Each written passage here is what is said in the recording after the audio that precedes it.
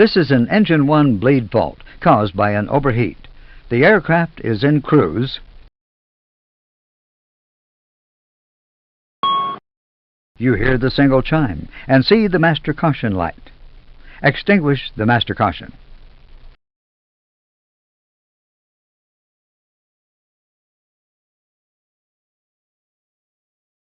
On the engine warning display, read the title of the failure. The engine 1 bleed system has failed. On the bleed system page, which has been called automatically, the bleed air temperature is displayed amber because it is abnormally high. The amber fault light on the engine 1 bleed push-button switch confirms the failure.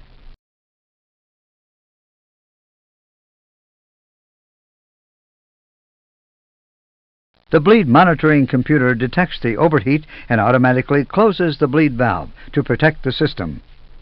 With the valve closed, the bleed pressure falls to 0 and the temperature decreases. The engine 1 bleed system is no longer available.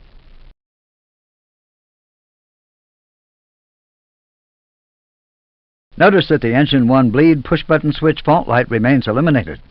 This means the overheat is still present. The fault light will remain illuminated until the failure has disappeared. Perform ECAM action. Set the cross-bleed selector to open.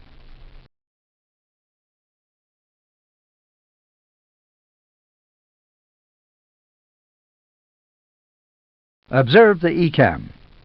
The cross-bleed valve is displayed amber during transit and inline green when fully open.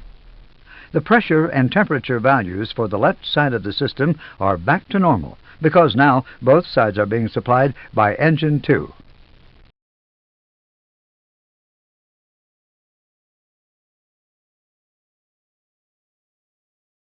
After review and confirmation, clear air.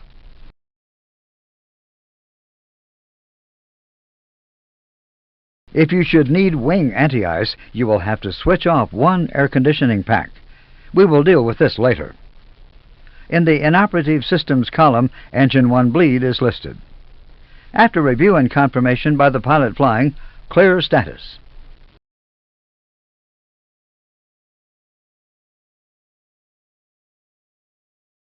ECAM complete, screens normal.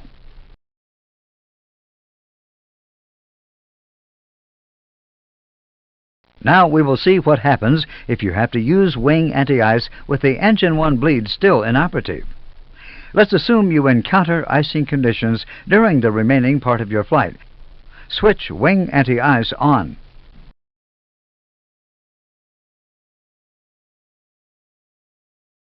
The engine 1 bleed fault procedure is automatically recalled on the engine warning display, and the ECAM procedure requires that you switch pack 1 off. This is because one engine bleed system is not sufficient to supply wing anti-ice and both air conditioning packs at the same time. Perform ECAM action.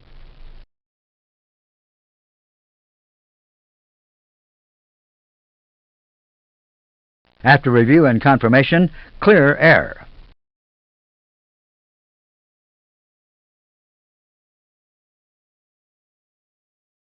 On the status page, Pack 1 has been added to the Inoperative Systems column.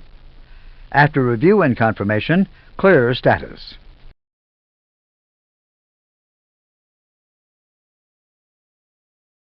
ECAM complete, screens normal.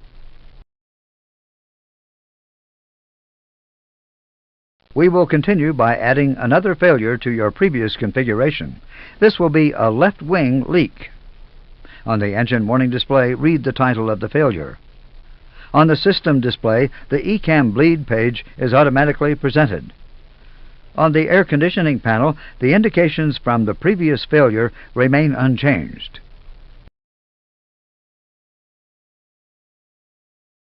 The title of the failure indicates that a bleed leak in the left wing has been detected. The left side of the bleed system has to be shut down in order to prevent any damage from leaking hot air.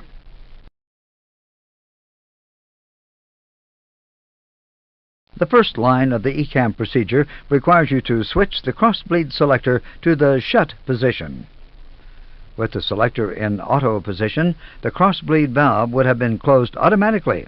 However, you opened it manually in the previous procedure. Perform ECAM action.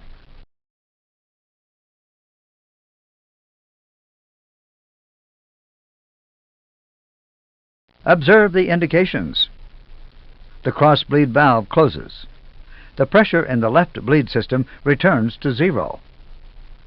Since there is no bleed air, the left wing anti-ice valve indication becomes amber.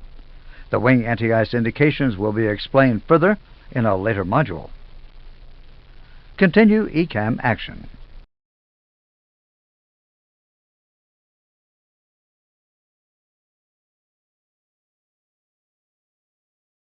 The wing anti-ice has been switched off because you do not want to de-ice one wing only.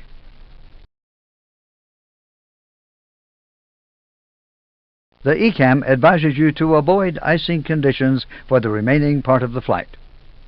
After review and confirmation, clear air.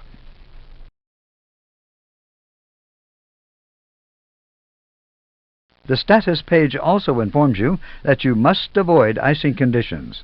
The wing anti-ice has been added to the inoperative systems column. The engine 1 bleed and pack 1 remain from the previous failure. After review and confirmation from the pilot flying, clear status.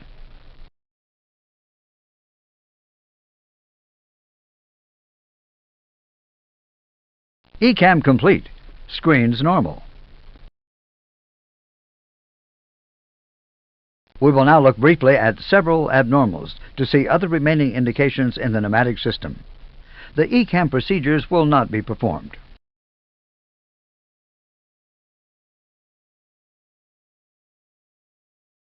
In normal operation, the cross-bleed valve automatically opens when the APU bleed is switched on. If it should fail to open, there is an ECAM caution and the cross-bleed valve is displayed cross-line amber to indicate disagreement. Conversely, if the cross-bleed valve should fail to close automatically after the APU bleed has been switched off, there is an ECAM caution and the valve is displayed inline amber.